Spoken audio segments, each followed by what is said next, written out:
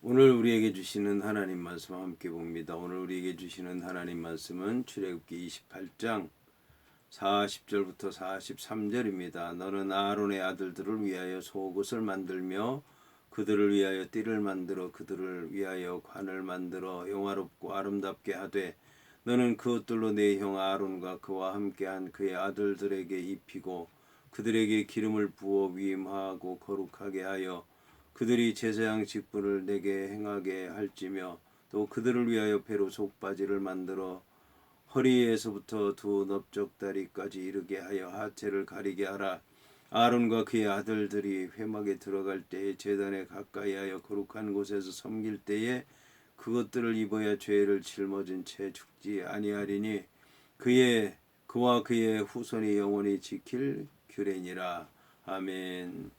오늘 말씀의 제목은 제사장의 속옷입니다. 그러면 본문의 말씀을 통해 함께 은혜 나누도록 하겠습니다. 오늘 말씀을 보면 너는 아론의 아들들을 위하여 속옷을 만들며 그들을 위하여 띠를 만들며 그들을 위하여 관을 만들되 영화롭고 아름답게 하라는 말씀으로 시작을 하고 있습니다. 오늘 이제 말씀은 아론의 아들들을 위해서 옷을 지으라고 하는 말씀입니다. 오늘 이제 아론의 아들들을 위해서 맨 처음으로 지어야 되는 옷에 관해서 말씀한 것은 속옷이었습니다. 속옷이라고 하는 것은 이제 긴 옷을 얘기하는 것입니다. 그래서 이것은 이제 발등까지 오는 속옷을 얘기하는데 이 속옷을 만들고 제일 먼저 띠를 만들라고 얘기를 하고 있습니다.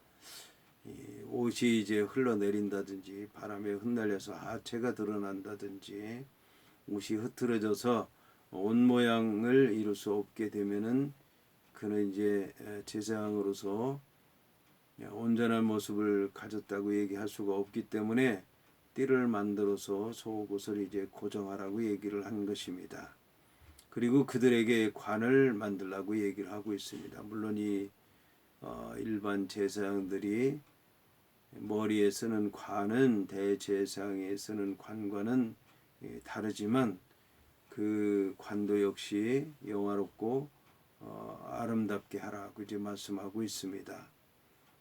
이것은 이제 이 옷이 얼마나 귀하냐 값지냐 좋은 것에 의해서 그가 영화를 받고 또 아름답게 되고 존경을 받을 만한 것이 아니라 그의 직책에 의해서 영화롭게도 되고 아름답게도 되고 존귀하게 되기도 한다라고 하는 것을 얘기하는 것입니다. 이것을 우리는 잊어서는 안 될 것입니다. 우리가 이제 하나님께 가서 제사 드리는 대제사장도 있고 제사장도 있는데 그 옷의 화려함을 보고 대제사장은 더욱 더 거룩하고 더 영화롭고 더 아름답다.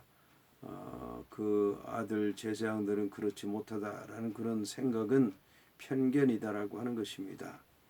하나님께서 이 보석 어깨에 붙인 그런 호마노라고 하는 보석 그리고 보석을 12로 만들긴 했지만 그것이 더 귀하고 덜 귀한 것이 아니라 흉패에 붙이는 12보석도 역시 그들의 은사에 따라서 그들의 달란트에 따라서 그들의 사명에 따라서 다르다라고 하는 것을 얘기하는 것뿐이다라고 하는 것을 이제 알아야 될 것입니다. 그리고 본문의 말씀에 이 아론의 아들이라고 하는 얘기는 이제 그 아론 다음 때의 아들들만 얘기하는 게 아니라 손자, 후손을 가리키는 얘기입니다. 그러니까 제사장의 가문의 모든 제사장들 대대로 제사를 드릴 모든 제사장들을 가리키는 말이라고 하는 것입니다. 이것은 이제 조상들도 마찬가지입니다. 이스라엘의 조상들을 얘기할 때 누구의 아버지라고 하는 얘기는 꼭 그 아버지만을 얘기하는 것이 아니라 할아버지, 증조할아버지, 고조할아버지 그 위에 조상들, 믿음의 조상들까지 일컫는 말씀이다라고 하는 것입니다. 이것이 이제 우리와 화법이 약간 다르긴 하지만 여기 이제 아들이라든지 아니면 아버지라든지 이런 것들이 좀 다르다라고 하는 것입니다. 그리고 성경에서는 이 아들을 얘기할 때 꼭 자기 육신의 아들만을 얘기하는 것이 아니라 똑같은 일을 하게 되면 그 아들이라고 하고 또 사위도 아들이라고 하기도 하고 믿음의 아들을 아들이라고 하기도 하고 하나님의 아들도 아들이라고 하기도 하고 뭐 이렇게 믿음으로 직책으로 또 육체적으로 태어났기 때문에 아들이라고 부르는 경우가 있다라고 하는 것입니다. 그래서 이 아들이니 아버지니 하는 이런 그런 이름이 그런 명칭이 그런 호칭이라고 하는 것이 굉장히 다양하게 광범위하게 여러 가지 의미로 쓰였다라고 하는 것을 우리는 알아야 될 것입니다. 자, 이렇게 해서 이제 속옷을 만들고 띠를 만들고 관을 만들어서 영화롭고 아름답게 하라고 이제 말씀하고 있습니다. 그리고 너는 그것들로 내 영 아론과 그와 함께한 그의 아들들에게 입히고 그들에게 기름을 부어 위임하라. 이제 기름 부는다고 하는 것은 여호와 하나님께서 기름을 붓는 것이죠. 물론 모세를 통해서 붓게 되는 것이긴 하지만 나중에는 이제 대제사장들이 붓는 것이기도 하고 이 붓는다고 하는 것은 이제 여호와 하나님께서 붓는 것입니다.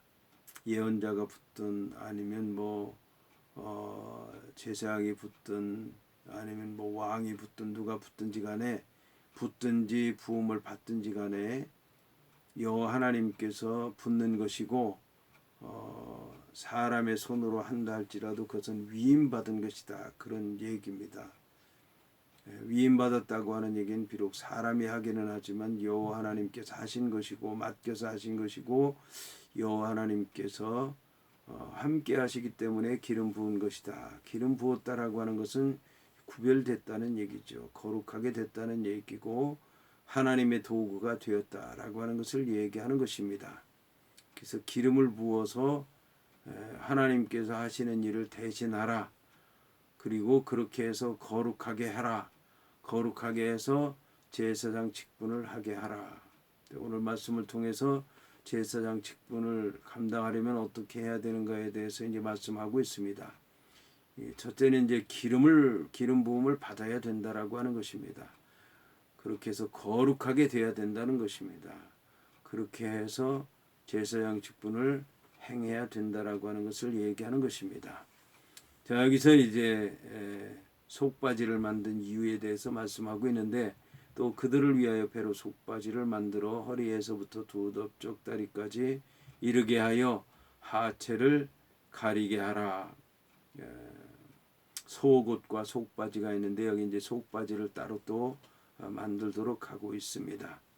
그래서 아론과 그의 아들들이 회막에 들어갈 때나 제단에 가까이 하여 거룩한 곳에 섬길 때에 그것들을 입어야 죄를 짊어진 채 죽지 아니하리니 그와 그의 후손이 영원히 지킬 규례니라. 여기에 보게 되면 이제 그 오늘 성경에서 말씀한 이런 옷을 입어야 대제사장의 직분을 감당할 수 있고 제사장의 직분을 감당할 수 있고 또 레위 지파의 그 직분을 감당할 수 있다라고 이제 그렇게 얘기를 하고 있습니다. 그래서 구약에서는 이 옷을 입는 것이 그 사람의 신분, 그 사람이 받은 직책, 사명을 얘기한다라고 하는 것을 이제 알 수가 있습니다. 이제 우리는 이런 육체의 옷으로 구별할 수는 없을 것입니다. 우리는 이제 성령을 입어야 되겠습니다. 신약 성경에 보게 되면 이 은혜 받고 성령 받고 또 복을 받고 하는 이런 것에 대해서 입는 것으로 비유한 것을 많이 볼 수가 있습니다.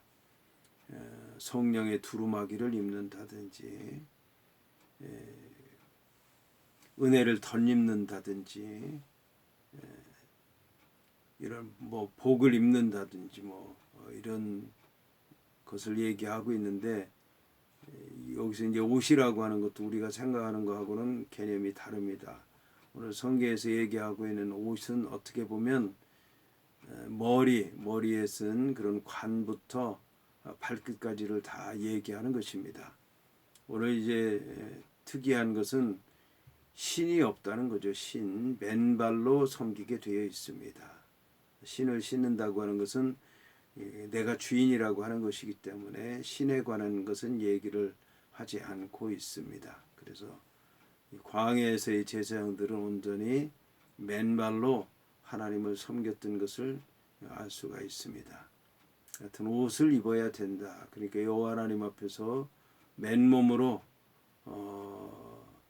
나아갈 수 있는 사람은 없었다라고 하는 것을 얘기하는 것입니다.